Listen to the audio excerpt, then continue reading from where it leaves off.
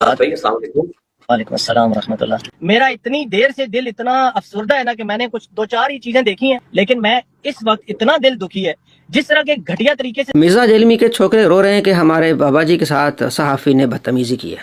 کون سی بدتمیزی کی ہے؟ وہی الفاظ اس نے دہرائے ہیں جو مرزا دہراتا ہے، پھوپھی نس گئی ہے۔ تو یہ مرزا نے نہیں کہا پھوپھی نس گئی ہے۔ اودی پھپھی اپنی گل کرو، فلانی دی پھپھی نس گئی، فلانی دی پھپھی نے یہ کرتا، اپنی گل کرو بس۔ لطف فرائی یہ مرزا کہتا ہے، اولیاء کرام کے بارے میں کہتا ہے، فقہاء کرام کے بارے میں کہتا ہے، تو اس نے اس کو یاد دلایا کہ تم بھی لطف فرائی کر رہے ہو، شاید کوئی نہیں۔ 2 پوائنٹ کے سبسکرائبر کتنے ہیں؟ میرے خیال میں کوئی 10 کے قریب ہو۔ اور ویورشپ مفتی طارق مسعود کے 1500 سے بھی کم۔ لو خامو، ایک دن پہلے لگی 7500، ایک دن پہلے لگی 2,56,000، ایک دن پہلے لگی 18,000، ایک دن پہلے لگی 3400، ایک دن پہلے لگی 50,000۔ تسی تے شے ہی کوئی نہیں نا، 1500 تے بڑھ گیا جے۔ لو یہ مرزا کہتا ہے تو اس کی زبان میں اس کو جواب ملا۔ اور جھوٹا کتنا نکلا کہ جناب علی میں نے خط لکھا ہے، وہ پوچھ رہے وہ خط کدھر ہے، وہ خط کدھر ہے؟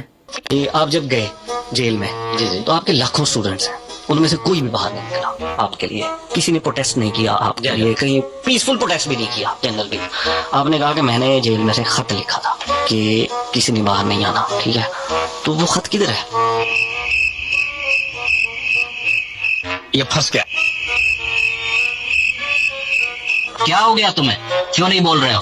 کچھ تو بولو بھائی۔ پتہ نہیں جہاں لکھا تھا وہیں پہ ہوگا، کیا کرنا اس کو؟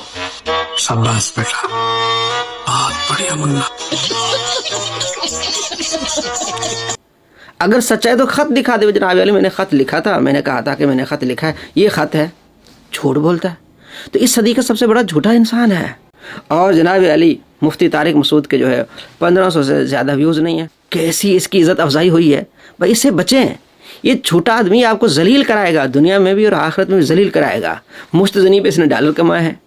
ایک مثال میں آپ کو دیتا ہوں، فقہ حنفی پہ اس نے جھوٹ بولا، صریح جھوٹ بولا کہ ان کے یہاں مسئلہ لکھا ہوا ہے کہ جناب علی داڑھی کا ہر بال کھال تک دھلنا چاہیے، حالانکہ ہے نہیں۔ تو اس کو پہچانو، یہ دیکھیں ویڈیو آپ۔ اس طریقے سے حنفیوں نے جو آپ کو ڈیفینیشن بتائی ہوئی ہے نا وضو اور غسل کے لیے پانی لینے کی، توبہ توبہ توبہ، میں آپ کو وضو سے کہہ رہا ہوں، جو انہوں نے ڈیفینیشن بتائی ہے اس کے تحت تو کسی صحابی کا وضو نہیں ہوتا۔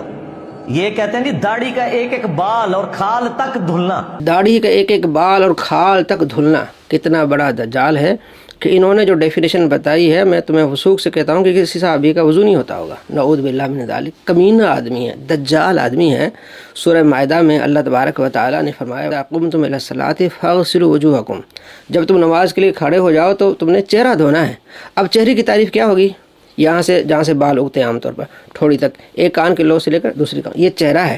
اس چہرے میں جو بال آئیں گے وہ دھلنے ہیں بس، یعنی کہ داڑھی کا ہر ایک ایک بال۔ بہار شریعت اردو میں معتبر ترین کتاب ہے، کوئی بھی آپ فقہ حنفی کی کتاب آپ اٹھا کے دیکھیں کہ یہ چہرہ ہے، یہ یہاں جو بال آئیں گے نا وہ دھلنے ہیں، اور داڑھی کے ایک ایک بال نہیں۔